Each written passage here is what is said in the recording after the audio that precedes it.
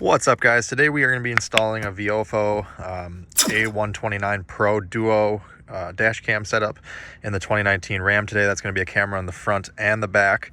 It does not videotape what's happening in the truck, but you do get front view and back view. I thought I read or heard somewhere that when you're filming with both of these, this is a 4K capable camera in the front, it's 1080 in the rear. I thought I heard somewhere that when you're using both at the same time, it's limited to 1080p in the front as well, but I can't confirm that. I'll have to double check. All right, so just want to start by saying also that this is not a sponsored video. I bought all this myself. I did a little bit of research and found out that for a front and rear, so a 2-channel dash cam, this is basically the best bang for the buck I could find out there. Many people have said that. So here's some extra goodies I got with it. Now I got 2 CPL lens filters. It's circular polarizing lens. It's supposed to reduce glare and help at nighttime and stuff like that, low light situations. And then you got your front and rear camera. It came with a little tool that you can use to stuff the cord up into the headliner. Also came with USB and micro SD card adapter, so you can put the SD card in and plug it into your computer to upload files. Comes with a few of these sticky mounts that you can tuck the cord into if you wanted to stick it to the windshield and route it that way. These were purchased separately. Same with this. This is the hardwire kit, so I'm not going to use plugged into the circuit outlet. I'm just going to hardwire it into a fuse. But it did come with the 2 cameras. This. I purchased this separately. Got a high endurance one just because it's 4K and deals with a lot of heat. And then included with the kit was the 3M sticky tapes, instruction manual, rear camera wiring, front camera wiring, and I think this is to plug in to do updates on your computer or to plug the camera into your computer. And then it also comes with this cigarette outlet dual USB plug-in. The first thing I'm actually going to do is put the SD card in the front camera and unbox the lenses and pop those on. Do have to remove a protective film on both lenses as well as both of the polarizing lenses before we put everything together. All right, both lenses are on. They just snap on. Just make sure that when you remove the dust covers from everything that there's no smudges or dust before you clip the lenses on. Like I said, they just push on to clip, and then we're gonna go ahead and put the SD card in, the micro SD, into the side where it says micro SD. You can only go in one way. If you're trying to push it in and it goes all crooked and then won't go any further, you gotta flip it over. This is the way it goes. You gotta wait till it clicks in. Make sure you push it in far enough. It should sit recessed in there. And now we're gonna plug in up here from the power outlet just to power this unit up and kind of place it around the windshield, look at the screen, see what kind of view we have, and see where we want to put it. So we've got the cord plugged in there in the outlet. We're going to plug it in here where it says USB. Again, it can only go one way. Probably have to turn the ignition on here.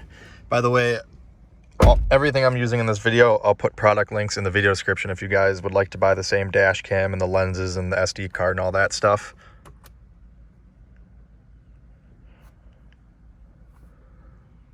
Something's happening. There we go. Look at that. All right, so it's recording and the mic is on. So it's working. And then now let's shut it off quick just to make sure it powers down. Might take a few seconds. Yeah, there we go. So anyway, turn it back on.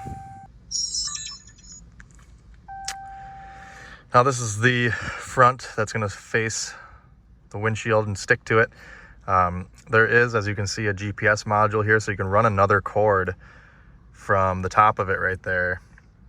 Run USB power to that, and it'll tell you how fast you're going as well. So right now I don't think the GPS is enabled until you plug that cord in. Really the only downfall with this setup is that the lens on this front camera is only 130-degree viewing angle, as opposed to most of them are in the 140 to 170 range. So poses kind of a problem where I was going to put it kind of here behind the rear view on the passenger side so it wouldn't be in my way, which works. But as you can see more of like the passenger side of the hood, not so much anything on the driver's side. And then of course, if you move over to the driver's side, you're gonna have the same problem, but in reverse. So it's not really too much in my field of vision. I think I'm actually gonna put it right here under the rear view mirror in the center. As you can see, it's nice and centered now.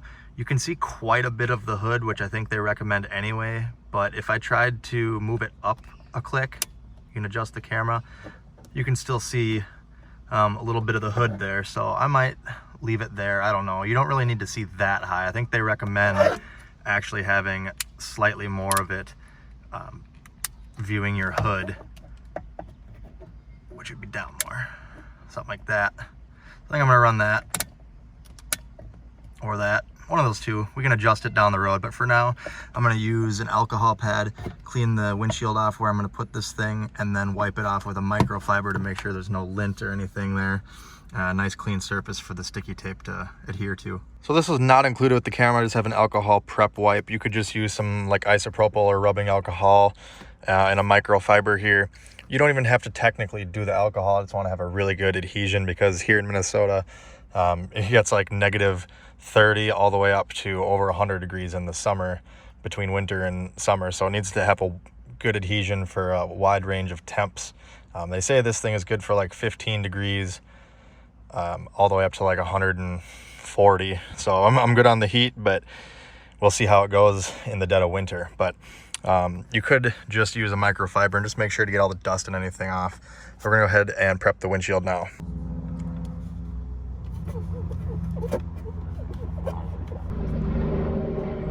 Now I'll take a clean microfiber and just go over where the alcohol was. Make sure to get any excess alcohol off, and we should have a nice clean dry surface. Now I'm gonna peel the red protective film off and make sure that the camera is where I want it, nice and straight, and then hold it against the windshield nice and firm and flat for a good 30 seconds to a minute. And after you peel the red film off, there's also a little white one. All right, it might be a little crooked, but it's pretty centered. Got a good view here. Like I said, we can adjust it, the camera higher and lower if we need to. Probably leave it at that one. Maybe that one. No, that one hits the windshield. We're gonna do that one.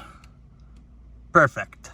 Make sure once we're finalized in position here, I just kind of lightly put it to the windshield, then pivoted it a bit when I realized it was crooked. Now I'm holding pressure on it for a minute or so. Now I'm just taking it for a quick tootle around the block to see how it looks like on camera. And you can actually see it is reading the GPS. And it is accurate. It says I'm going 20, which I am. So weird, maybe you don't have to run that second cable. Now we can also take the camera off the base by sliding it to the side, passenger side, and then just pull it off. It just has some notches that holds it on. To reinstall the front one, we're just gonna line up the notches, push it nice and flat, and then slide it back over the driver's side. You'll hear it click in. We can also now peel our film off the screen. It's actually starting to get a little dark on me, so I'm gonna finish this up tomorrow, but I do wanna mount the rear camera tonight just so that I have both cameras at least mounted. Now, if you have a rear sliding window like me, you gotta be careful, because as you see, it slides off to the driver's side. So you can't put the camera in the dead middle there unless you have a ton of wiring slack behind the seat, because then when the slider moves, the cord's gonna move and it'll come unplugged. You also can't put it on the driver's side section of the window because of the sliding glass door hitting it, which means I'm probably gonna have to put it probably in the top corner here, top right corner of the passenger side section. So this end of this cord says connect to front camera. So this will go to the front of the front camera, and then the other end will go to the rear camera. All right, so I have the cameras. All the wires are not tucked away or anything yet. I mounted the rear one exactly how I said I was gonna do it. I couldn't go any higher because the cable plugs in at the top and it hits the door, the window frame. So that's the highest I could get it. I actually have it, I don't know if you can tell, but I have the heat strips on my window, the rear defroster. I put the adhesive portion of the rear camera between the two lines so that the 3M tape's not directly on the heat strip. So I have it on the top driver's side most corner as far as I can get it on the passenger side rear glass. And if you look here, you can see I've got my front camera aimed with the picture-in-picture of the rear camera in the corner. So the front camera is pretty good. I can see the whole hood of the truck and then some as far as exterior. And then on the rear camera, it's not perfectly centered because the camera is in that, you know, passenger rear window, but it's about as good as you're gonna get with the truck. Obviously the bed is in the way, so you're not gonna get a perfect view of what's behind you, but if somebody hits you, it's definitely gonna capture that, them flying up on you. I wish I could see a little bit more of the driver's side from the rear, but it is what it is. This is the best I can do with the sliding rear window. So now we just have to route our cables and do the hard wiring. And you can see we're just fine with the slider there. Doesn't hit it. That's another thing you gotta be careful of. Make sure it doesn't hit the rear camera. Make sure you allow for clearance on that. Mine is super close. Yep, as you can see, I got about 1/4 inch or so. I didn't even notice where I was placing it there. When I was doing it, I just wanted to make sure that the adhesive 3M wasn't touching this flat black part. I didn't even think about the rear slider, so I'm glad that turned out. Otherwise, I would have to be buying some new 3M right now. But also a quick note, when you're peeling the protective off the rear camera, it's just like the front. There's a big red film and then a small white one, so don't miss that one. The cable for the front to rear camera is actually thicker than the cable that just goes to the power outlet, so it's going to be kind of a pain to tuck in certain spots. But the plan here is to use this plastic panel tool that was included with the dash cam, and we're going to tuck the cable up the passenger side of this plastic covering for the mirror, and then up here along the roof liner, and then either down the A-pillar along the floor, or tuck it. I think it's the only way I'm gonna be able to do it. I don't think I'm gonna be able to tuck it in the top and go along that. Then I'm gonna pop off the A-pillar / grab handle to get these covers off and access the bolts. You can just go behind the back side of it here, like so, and gently pry, and then you can get your fingers behind it, pull it the rest of the way. This looks like a 10mm. Just kind of wiggle and give it a pull. And as you can see, it has these little teeth that go into the upper dash trim, so make sure not to break those off. And now we got to be careful because this is one of your airbags, it looks like, so we don't want to hit that or interfere with that. We're just gonna kind of run the wire down through here. Gonna keep it secured to this harness, probably with some zip ties above these metal brackets, out of the way of the airbag in case it has to deploy for whatever reason. All right, turned out pretty good. I couldn't tuck it. This plastic was too tight against the windshield, so I couldn't tuck it directly right away, but I came in where this little notch is and ran it inside there. And then for whatever reason, I couldn't tuck it 100% in the roof liner for the first about foot, but then I think it was glued to the windshield because they did replace this windshield already. I was able to get it the rest of the way into the headliner and to the A-pillar. Now we can go ahead, route it along this other harness, and I'll secure it with a couple of zip ties along the way. We're gonna pull this weather stripping back, and if yours did the same thing as mine where you're pulling on the weather stripping, it also starts pulling this bottom panel off, which we're gonna have to do anyways. So I'm gonna go ahead and just kind of gently keep pulling on that. Probably help to remove floor mats if you have them. And now we'll remove the passenger side seat cover, which also covers your floor jack and everything.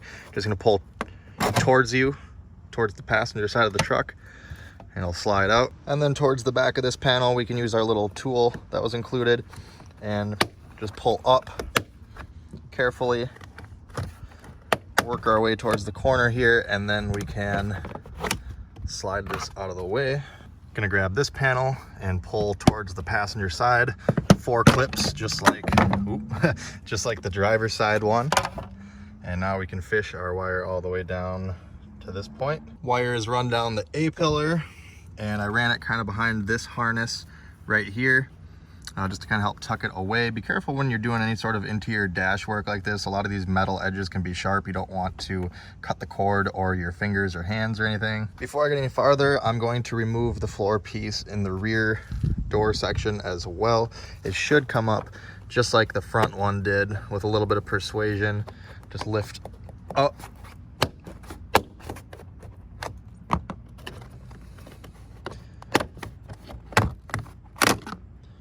Like that. It's just held in place with some clips. Careful not to break them. Now really the only panel that should be left is this panel leading to the B pillar. That should also pull up the same way. We don't need to fully remove it. We're just gotta get it loose so we can run the wire behind it. Now I'm gonna try and run my camera wire under this factory wire channeling. As you can see, there's some electrical tape here. And then again, there's 3 spots here, here, and here that I'm gonna just cut the tape on the seam here, all 4 of them. And then we're gonna be able to use a screwdriver. There's multiple tabs here that you can push in and pop up. And we're gonna run our cable down through this puppy. All right, and as you can see, there's already some wires ran in there. We can use this whole channel right here that's closest to us, and that'll be the only wire in there, so that'll work nice. Once the cable is ran from the front of the channeling to the outlet of it, you can go ahead and snap everything back together. If you really want, you can put tape back on it again. On the front here, there's a little dowel that has to line up in the hole before you can click it down. If you really want, you can put some tape on it again. I'm not gonna bother. In the back seat, we're gonna do it slightly different. We're gonna grab and pull this weather seal because the little channeling here is different than the front. What we're gonna do is pull the seal out of the way, and we'll fish the cable through the B pillar and then run it underneath right here, and that should go in here nicely without any issues. So I'm gonna go ahead and carefully feed this through from the front of the B pillar towards the back of the truck. If it gets hung up on something, just kind of pull back and shove a different direction. You can pull this back enough to see in there. You just don't want to interfere with the seatbelt device. Make sure you don't get it wrapped around that.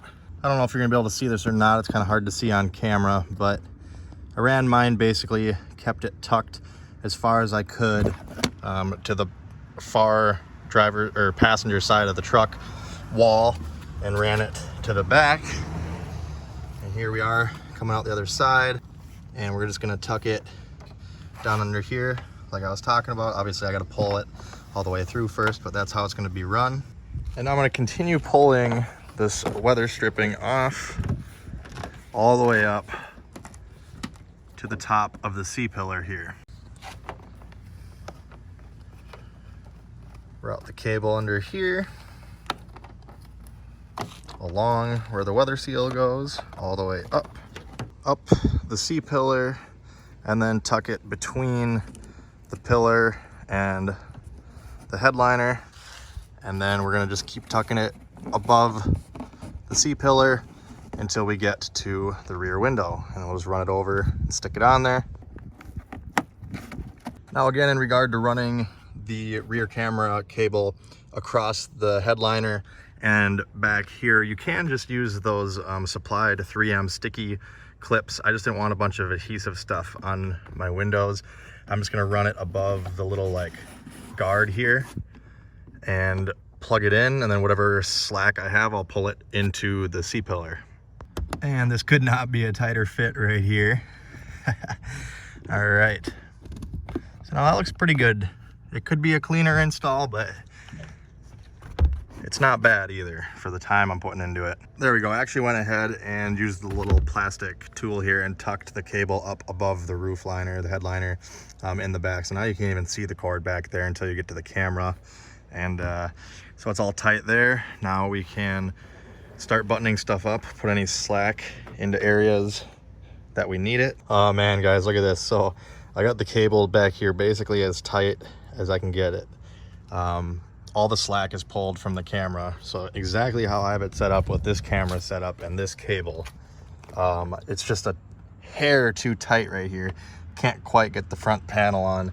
So unfortunately I might have to change something up here and try and see if I can get this on the other side of the airbag here safely, because I need that extra like inch or two of slack just to be able to do that. Finally got it all figured out. And man, if you guys got a crew cab, it could not be any shorter. We're using every millimeter of this thing. So ran up through there, like I said, got it tucked better in the headliner this time. And it's coming out the same spot at the A-pillar. The only difference is this time, instead of running all the way down the top side of these metal brackets, at the top bracket here, I went behind the airbag. You see there's a strap here because the airbag would come towards you. So I ran the cable behind it so it shouldn't interfere with the airbag at all, and then continue running down, and I just have it tucked all in there. And as you can see back here, this is we're using every little bit of it, and it's still nice and tucked up there. So now we can go ahead and put our panels back on. Gonna start by reinstalling the rear weather seal. Make sure you're pushing it on there nice and tight all the way around.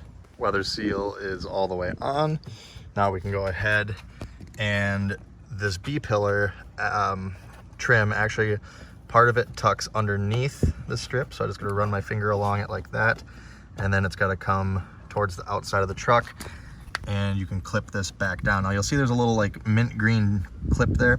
When I pulled this up, this green clip stayed in here. So I pulled it out of the floor, clipped it back onto here, and now, so again, this part goes over the panel, and then this part of the panel goes over this part of the seal. You want the plastic to be as much or as close to in this channel as you can. It's kind of dictated by this piece here. So I can't get mine perfect, but it'll be good enough. Now we'll reinstall the rear door molding here, get all the clips lined up best you can. Just push down. Again, try and get the edge of it on that groove. Now we're at the front side of the B-pillar, and again, if your little green clip came off, make sure you grab that, click it down into place, and run your finger under the seal to get it above the plastic to this point. It's like that. Now we can reinstall this piece.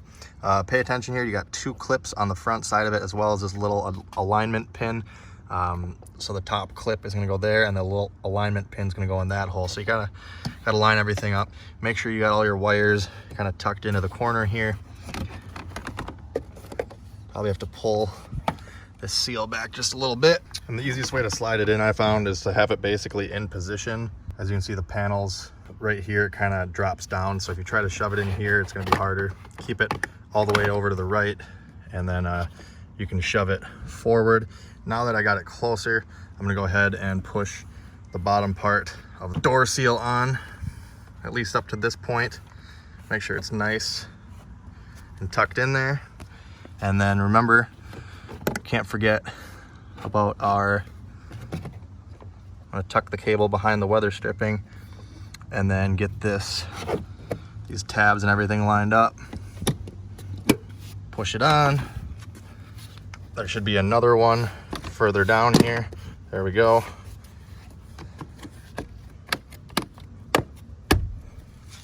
Just like that. Now we can put our side panel back on. Just line up the clips. Gotta get it tucked behind the weather strip. That. Now we can push the seal back on all the way.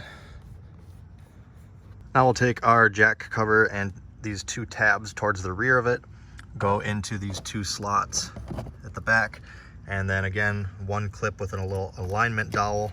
Just kind of push in on it. I actually do have to peel this back a little bit more to get the A-pillar on, I forgot. Lastly is the A-pillar cover with the grab handle. Remember to get these two tabs into these cutouts on the top of the dash. And there is one big rectangle alignment dowel here on the A-pillar cover that's got to go into this big rectangle cutout. So be careful to line that up when you're going together. You got to kind of tuck the airbag in as you go, but be very gentle with it.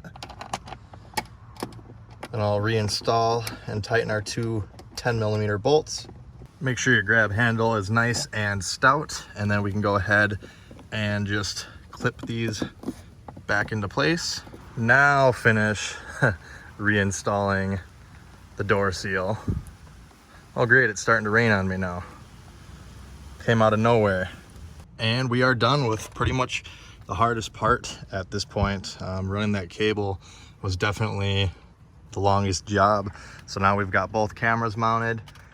Front camera cable ran to the rear. Only thing left, hardwire the front camera in. So I should have mentioned this earlier, guys, sorry about that, but this came with the Viofo. I don't know if this is for a lot of dash cams or what, but it says that adapters like this one or extension cables cannot be used with the rear camera. So if you remember me saying the cable that runs from the front to the rear camera is pretty thick. It's thicker than the cable that runs from the power supply to the front camera. I don't know what the reasoning is for that. So you do have to make it work with that one cable supplied. Otherwise you're kind of asking for some issues here, apparently. As you might see, you got the Ride decal there. Got a Rep Bike Gang. So if you're not gonna hardwire the front camera in, you're pretty much done at this point. I'm gonna hardwire mine in. I like to clean things up a bit, but I do just wanna say that if you're not gonna hardwire it and you just have it plugged into the power outlet, I don't think that these power outlets supply power when the truck's not on. So just keep in mind that the parking sensor, like if your car gets hit or your truck gets hit while this thing is parked, it's not gonna have any power and it's not gonna record. So you have to have it plugged into something that's basically got constant power, which is a main reason why I'm doing this. That way everything will be clean and tucked out of the way, and it'll just turn on when I turn the truck on or the ignition on, and it'll have constant power for any sort of emergency while I'm parked. So here's the hardwire kit that I got from Viofo. It has multiple voltage settings on it right now. I have it all the way to the left, which is the lowest voltage setting, 11.8. So when the battery voltage of the truck gets down to 11.8, it will cut power to the camera to save energy to start the truck. You can set it higher if you're worried about it. I would not recommend doing the 12.4 volts though, because typically the static voltage of a battery that's just sitting there is about 12.5. So 0.1 volts coming down, it's going to cut the camera out pretty early. I think I'll be fine with the 11.8. You could do 12 volts if you're a little worried. So we're going to go ahead down here and remove this screw and this screw. As you can see, I already have mine backed out. I had to use a pliers to get mine out because I didn't bring a socket small enough home with me. I believe it's going to be something like a 7mm or like a 9/32, something in that range. So you're going to take those out, and then you're just going to grab the top of the knee bolster and pull towards you and just kind of let it hang like that. And then we can go ahead and also remove the weather stripping here up to the top of the A-pillar and down below this little side panel, because we need to pull this one off just like we did on the passenger side. Same with the A-pillar. I'll pop this side panel off. And then we're going to carefully, without scratching anything, pop these covers off just like we did on the passenger side A-pillar, and remove the two 10mm bolts. And then gently pull kind of at an angle across you like this, not just straight down or straight across. And then gotta kind of wiggle and pull to get these two tabs out. So here's our hardwire cable for the Viofo. A lot of hardwire kits just have a ground and a switched ignition power. This one also has a constant battery feed. I'm assuming that's for the park sensor. That way it has power to turn on and record something if the G sensor detects something when you're parked. So we're going to plug this end into the front dash cam and then route the cable along the top headliner here this direction, just like we did similar to the passenger side where we went that way. We're gonna do the same thing over here and work our way down the A-pillar, and we want our colored wires here to come out down below the knee bolster here where the fuse box is. Now my cable's got this guy on it, which is actually pretty fat, and it's hard to get it between here. So what you're gonna have to actually do is kind of feed that part in from the top here. You can pull it down a little more. It's a bigger gap, and then feed the cable down. All right, as you can see, I kind of, instead of tucking it from here, I didn't want to slide down. I don't know if there's something in there that it was hitting. Instead, what I did is I kind of took the cable, tucked it in the tighter spot here, and then pulled it up higher. And then the end here, that's got the kind of big piece. There's actually a hole in this plastic trim that works perfect, and I just kind of tucked it up in there. Now I'm gonna run this cable above the camera and it's going to loop over here and hook to the port. And once again, fought the headliner and got it all tucked in up to the pillar here. And just like I tried to do on the other side, but this time we have plenty of cable. This time we're going to go on top of the metal brackets here again and just kind of secure it along the way and tuck it down through there.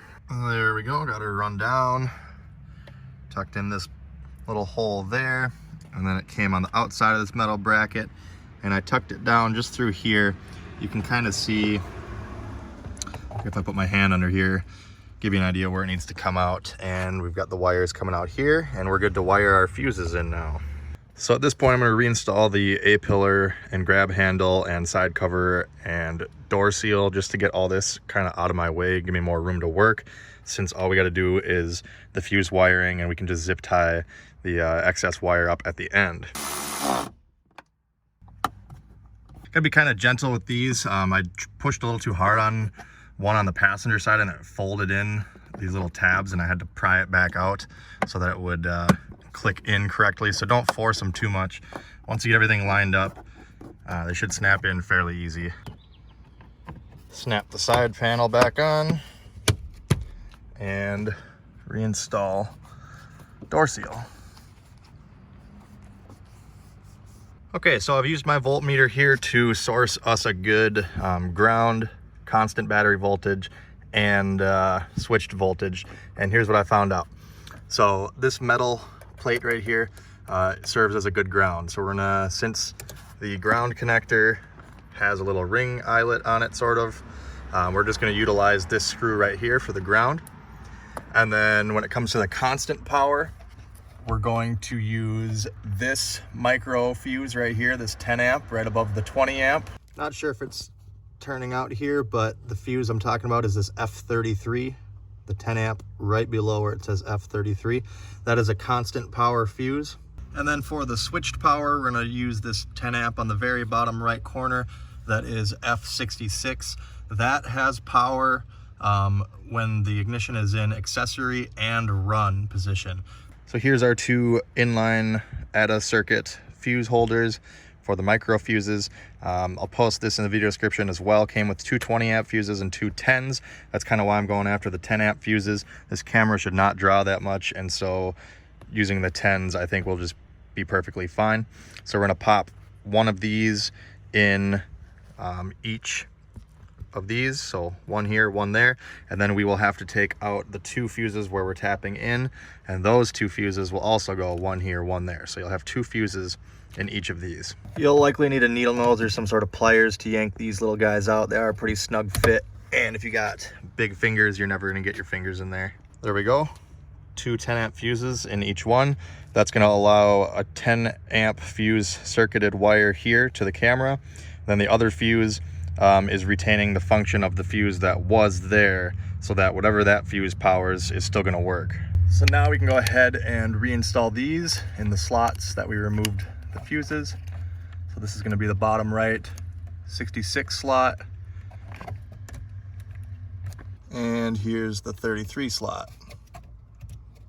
Make sure you get it pushed in all the way, but be careful that you don't bend the tabs as you push them in. Again, don't forget to select what voltage cutout you want. I left mine at the 11.8. Now we're gonna take the yellow wire, which is your accessory, and we are gonna wire that into the F66 fuse right here using the butt connector that's already crimped to the inline ATA circuit fuse. As you can hopefully see here, the wire is a pretty small gauge. It's much smaller than the connector here. So I'm gonna strip a little bit more of the insulation off and then fold this wire over on itself so it's thicker, then put it in there and crimp it. We want a good connection here. We don't want anything coming loose. There we go, doubled up and crimp. Make sure to give it the old tug test. And then we'll repeat the same steps for the red wire to the F33 fuse. Now we've just got the ground left. We could just loosen this screw a little bit since it's not a full ring connector for the ground. It's just kind of a half loop, and slide the connector on. Then tighten the screw down. Now let's turn the truck to accessory and see if the camera works. Usually takes a few seconds to power up. But as you can see, the red recording light is on. There we go. So it's working. Now I'm going to start it, make sure it stays working while the truck is running. And it is still working. So now let's shut the truck off and see if the camera powers down. Again, usually takes a few seconds. Now I have my auto event detection and parking G sensor and everything turned on. As you can see, the screen is off, but the other light here for the mic is constant and the recording is just flashing. So I think if something were to happen, it would start recording. I don't know if it turns on to record or if it just records it. I'll probably make another video showing all the functions and how to set this thing up when I get more familiar with it. But for now, we're just gonna worry about zip tying these wires up out of the way and reinstalling our knee bolster. All right, and there we go. Just kind of, since there was so much wiring, I just kind of doubled it back on itself multiple times to get it into a smaller loop, and then zip tied it to this harness that's hanging down just below the steering column here. Got a little bit of slack. We can still access our fuses and everything. Nothing's too tight. And now we can go ahead and reinstall the knee bolster. The important thing for this is you need to get this wire and this connector above this square cutout in the main dash here before you push the bolster back on all the way. Then you're just gonna line up all of your clips. There should be a few on that side as well, and push it on. Then reinstall the 2 screws that we removed earlier from the bottom of the panel. And we are finally done. Hopefully this video helped you guys out. If it did, make sure you hit that like button, subscribe for more videos like this, and check me out on Facebook at Tony the Truck Guy. Thanks for watching. Have a great day.